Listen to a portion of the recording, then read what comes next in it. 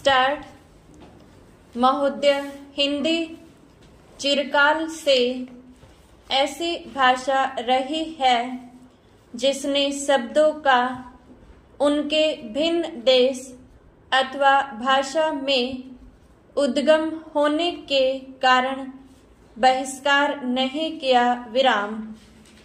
सच पूछिए तो सभी जीते जागते भाषाओं का यह एक गुण है कि वे अपने शब्द भंडार को बढ़ाने में हिचकते नहीं, चाहे शब्द किसी भी उद्गम के हों। विराम।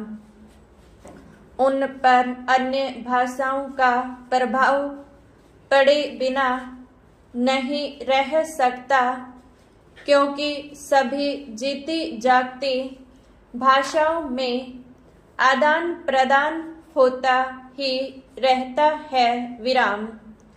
इसलिए जब हम हिंदी को भारत के लिए एक सार्वभौम भाषा बनाना चाहते हैं तो प्रादेशिक भाषाओं के शब्दों और मुहावरों के लिए भी द्वार खुला रखना चाहिए। विराम। मैंने ऐसे कई लोगों से लेख देखे हैं जो हिंदी भाषी नहीं हैं और जिन्होंने हिंदी का अभ्यास राष्ट्रीय कामों के लिए ही किया है। विराम।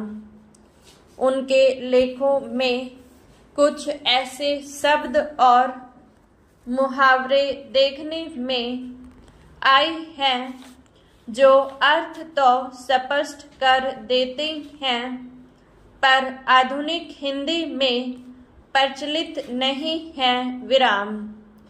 अन्य भाषा भाषी ऐसे शब्दों और मुहावरों को अक्सर व्यवहार में लाया करेंगे और हम हिंदी भाषियों को उनका स्वागत करना चाहिए, न कि बहिष्कार। विराम। हिंदी सच्चे अर्थ में राष्ट्रभाषा तभी होगी जब भारत के सभी निवासी इसके साथ प्रेम करने लगेंगे और इसकी उन्नति में अपना गौरव मानने लगेंगे। विराम। यह भावना तभी उत्पन्न और परिपुष्ट हो सकती है जब वे यह समझने लगे कि हिंदी में कुछ उनकी भी अपनी देन है और हिंदी पर उनका भी कुछ अधिकार है। विराम। मैं समझता हूँ कि हमें इस भावना का स्वागत करना चाहिए और हमें इससे डरना नहीं चाहिए। विराम।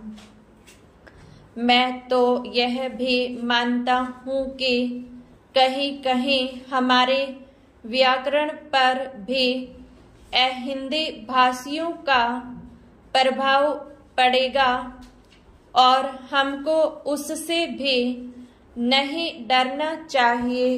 विराम। पैरा। इसलिए मैं चाहता हूँ कि हिंदी भाषी और हिंदी संस्थाएं भाव से हिंदी की श्रीवृद्धि में लग जाएं, जिससे अन्य भाषा भाषी भी उसके विभिन्न प्रकार के साहित्य से परिचय पाने के लिए उसे सीखना आवश्यक समझे।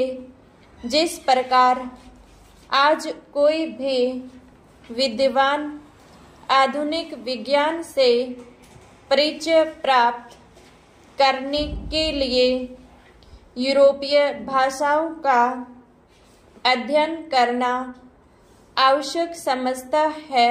विराम।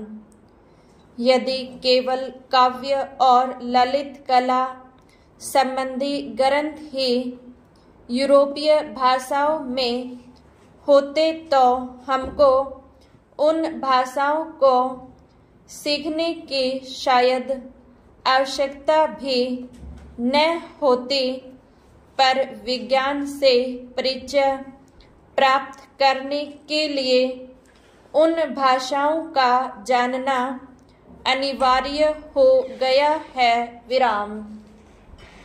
उसी प्रकार हिंदी भी इतनी समृद्ध होनी चाहिए कि आधुनिक विद्याओं को प्राप्त करने के लिए उसका जानना केवल पर्याप्त ही नहीं, आवश्यक भी हो जाए तथा इस भाषा में मौलिक ग्रंथ भी लिखे जाएं, जिनको पढ़ने के लिए अहिंदी भाषियों के लिए हिंदी सीखना आवश्यक हो जाए। विराम।